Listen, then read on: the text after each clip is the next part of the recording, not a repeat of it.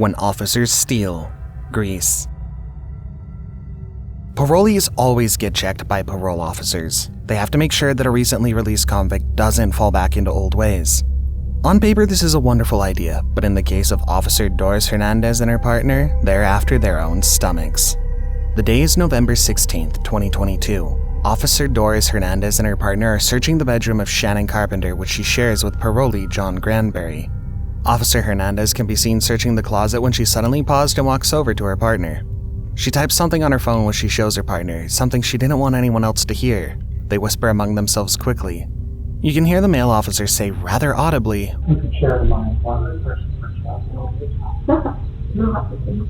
As long as there's enough money to go around. Turns out Officer Hernandez had found $6,000 in a shoe inside the closet, and immediately her criminal instincts kicked in. She should probably be the one on parole and not John Granberry. Officers arrest woman for feeding cats, Wetumpka, Alabama. Two women, Mary Alston and her friend Beverly Roberts, were arrested for feeding stray cats in Wetumpka. First, the cops walk up to a woman who was still in her car and ask what she's doing. She's straightforward with her answers, but the officers warn her to leave the area because she'll be arrested for trespassing if found there again. How are you? I'm good. How are you doing? Good. All right. What are you doing? Trying to trap some cats. Okay. All right. We got a call that somebody was out here feeding the cats and stuff like that. So I'm trying to trap them. Okay. You have your driver's license with you, man? The area in question isn't private property. It's public property, and the cats the women are feeding are strays, which the officer admits causes a bit of a nuisance. You're formally trespassed from this area right here, so if you come back and we catch you out here, you go to jail for criminal trespass third. We have an animal control officer that's certified for that. I know that, and Terrence knows that I try to help him catch them. If the cats are constituting a bit of a nuisance, shouldn't the cops simply allow these women to care for them?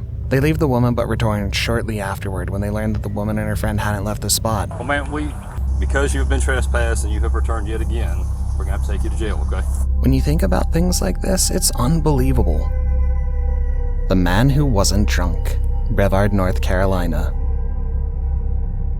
The man you see on screen receiving a field sobriety test from a couple of police officers is John Schoonmaker. Sometime in January of 18, Schoonmaker, a trauma counselor, was visiting the Space Coast with his wife in a bid to catch a glimpse of the SpaceX rocket scheduled to launch that same night. They were stopped because the cops believed Schoonmaker was drunk or inebriated in some way. When the officers suggest a field sobriety test, Schoonmaker didn't object, though he maintains that he never drinks. After administering the field sobriety exercises, the officer asks if Schoonmaker takes any drugs, to which he replies in affirmative and says he takes Z-Pack. The cops arrest Schoonmaker on the charges of drunk driving, saying that he failed the sobriety test. Listen closely to hear the conversation between the cops just before they arrested Schoonmaker.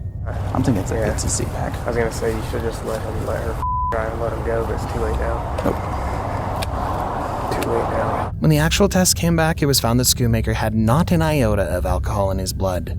Prosecutors dropped the case, but Schoonmaker sued the police and is about to receive about $45,000, attended by an apology from the police. Labor forced by a botched police raid. Dayton, Minnesota. The woman on the screen above was 9 months pregnant when she was arrested and locked up.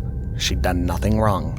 All she knew was that the police had stormed her home with search warrants, kicked in the door, and carted her off to jail. The shock of the whole thing forced her into labor and she was taken to the hospital. But why were the cops at this home? A thief had found creative ways to steal from the local Maynard's hardware store.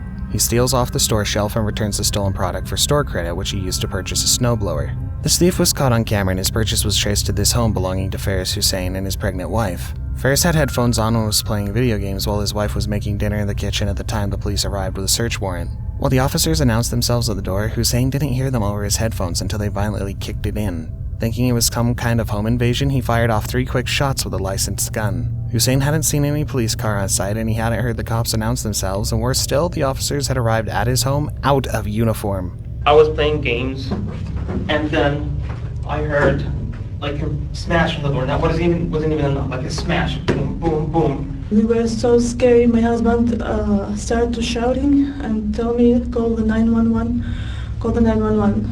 I grabbed the gun and I look. From the window, I see a guy in civilian clothes. Looks very angry. Hussein was arrested, and worse, his 9-month pregnant wife was arrested as well. She went into labor while she was locked up and received the poorest treatment from the police.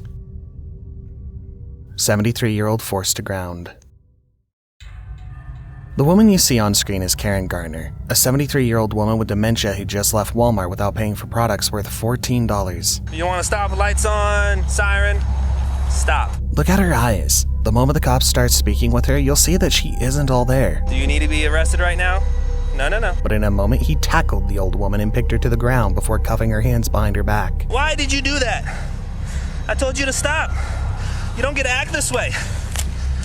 Come on, stay on the ground. Was force really necessary to contain such a frail old woman? The cop says she's resisting, but the old woman maintains that she's not doing anything. All right, stand up. I'm not doing anything. Right now you're resisting. I'm going home. I am going home, she keeps saying. And why are you trying to slip the cuffs off? I'm going home. The officer keeps manhandling her while she maintains she's going home. Soon a partner joins the other cop and they press the older woman to the ground. This lasts for a little while and it'll break your heart. I'm going home. No, you're not. All right, stand up. I'm going home. Stand up.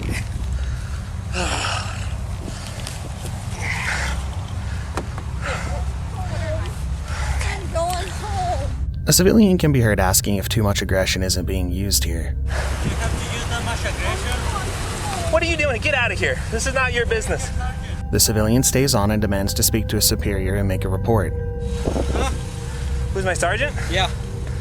Okay, well, first, I can tell you that. Sergeant Metzler, he's at the police department. You can go talk to him if you have an issue. Yeah, give me your card so I can put a report. Okay. I see you there, how you throw the little kid. Little kid? Well, I don't know He's if not a it's little kid. And this he was just walking, and I see you how you grab him.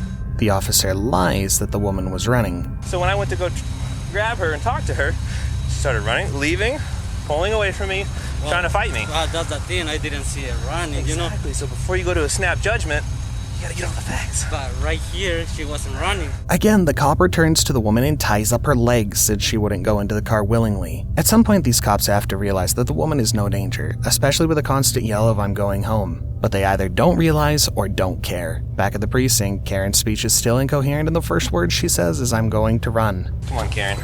I'm gonna run. It should tell you so much about her mental state. Locked in a police cruiser on train tracks, Colorado. One of the most horrific things you'll ever see is this helpless woman, locked in a police cruiser that's parked on a train track while a train barrels towards the car and the victims inside.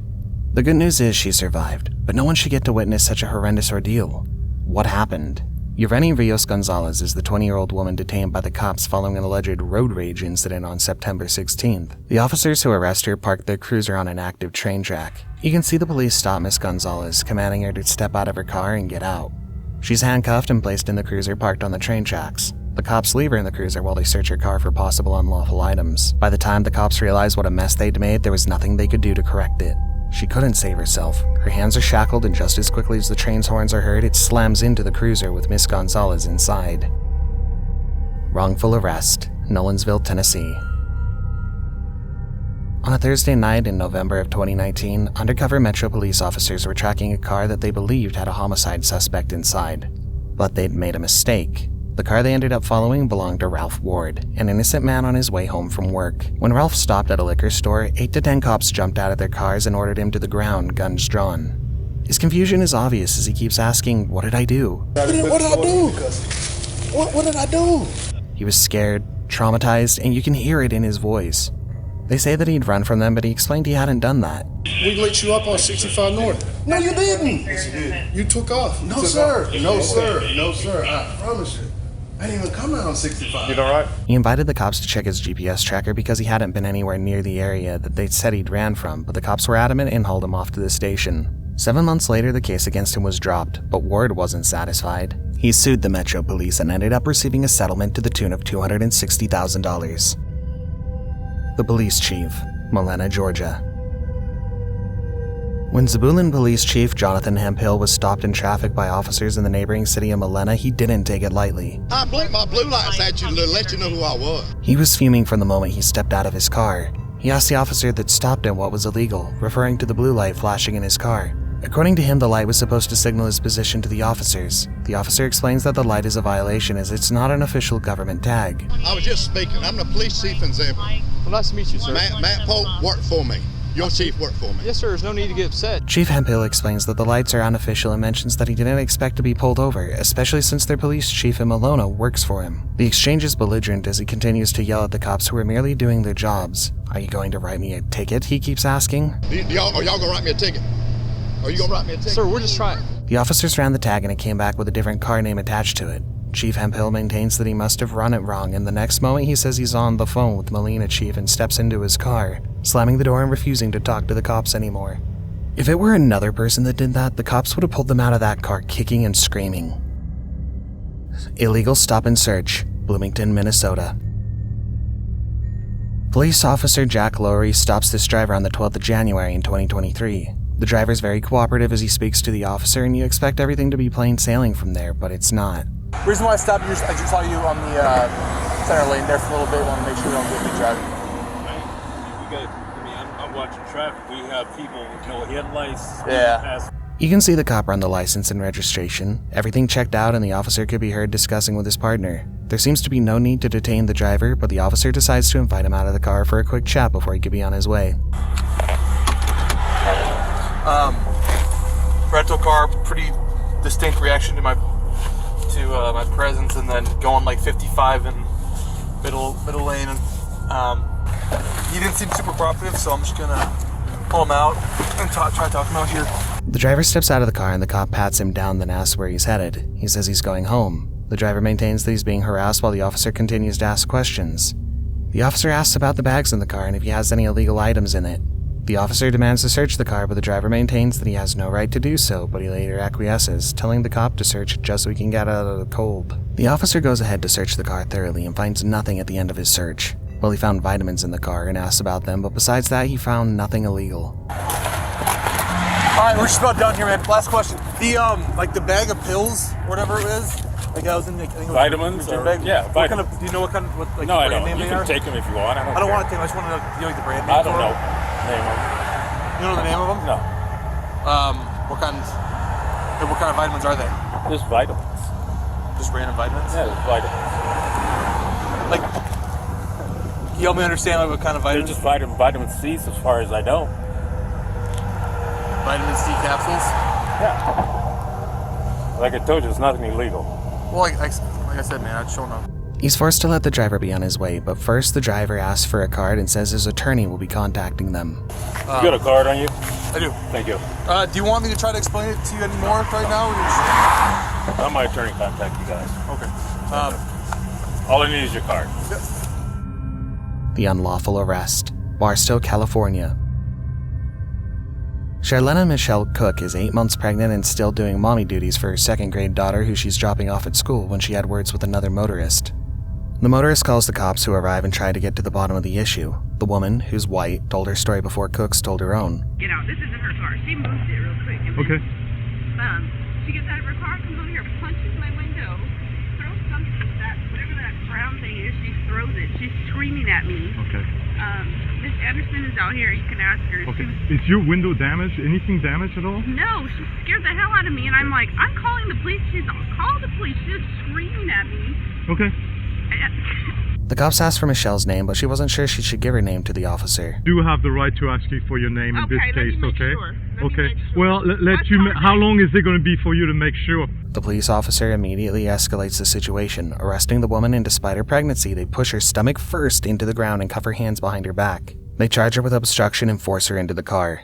Her only crime was that she refused to give her name, and considering the law allows you the liberty to not give your ID, the woman shouldn't have been treated this way.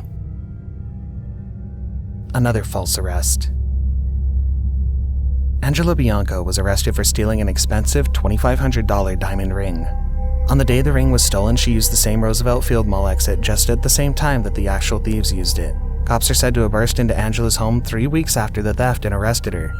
According to the reports, the police said these words to Angela as they arrested her. "You know exactly what you did, you and your boyfriend."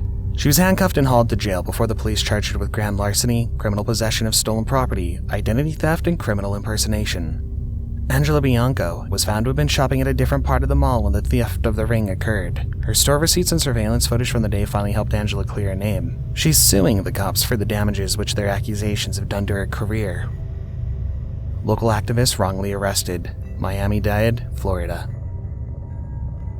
This Florida woman was forcibly taken into custody twice by the police. Her only crime is recording with her phone in public. It was 2015 and she felt her community was having issues with baseball families who park illegally on sidewalks and lawns. The baseball families come to cheer the baseball team who play in Miami-Dade school, and when the community spoke to the school said there wasn't any problem, and this woman set out to get evidence necessary to show that there actually is a problem. She began to take photos and make videos of the problem, which led to this forceful arrest by the police. That was the first incident. A second incident occurred a year later where the woman was once arrested for taking photos of these baseball families' unlawful parking behavior. Her crime? Taking photos in public. A thief in the break room, Deer Park, Texas. Imagine a thief robbing the break room of a police precinct. What would possess a man to steal from a police precinct of all places? Officers at a police precinct in Deer Park, Texas have been complaining for months. Someone was stealing food and drinks from the fridge in the break room. The break room fridge is supposed to serve all the cops, but somehow someone sneaks in there daily and sneaks off with the food and drinks. How do you catch a mouse? Set a trap. The officers set up a hidden camera, and who did the camera catch? Officer Kelvin Yang, a member of the precinct, was the culprit, and the camera caught him in the act repeatedly. What would possess a man to steal from a police department? Your guess is as good as mine.